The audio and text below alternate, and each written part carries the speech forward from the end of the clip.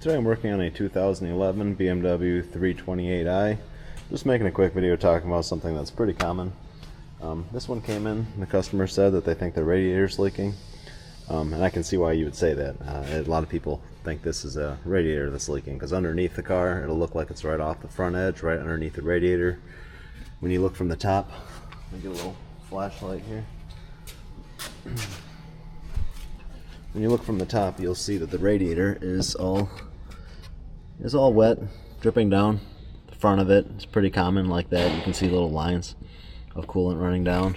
It ends up usually being this, of course the radiator can leak, but typically when the radiator leaks on one of these, you'll see it more at the end tanks. So you'll see it on one side or the other side, like where it joins, where the plastic end tank joins the aluminum. So you'd see it right here off that edge. If you follow it down, that's where you'd see the coolant leak typically on a radiator this style.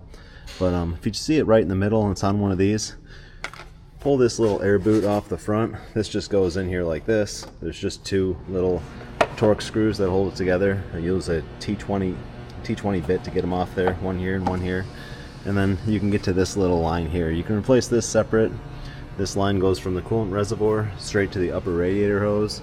On one like this that's real old and looks original, it's a very high likelihood that this little barb will break off the upper radiator hose, so it may be a good idea to order the upper radiator hose along with this pipe and just replace the whole thing. They just crack, like you can see. That's what happened here. I don't know how good I can show this, but there's a crack.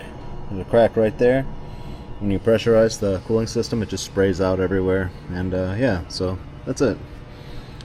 Very easy to replace. Once the air boot's out of the way, you just unclip it on both sides like that, cut that clamp off, put a little screwdriver in there, pry that little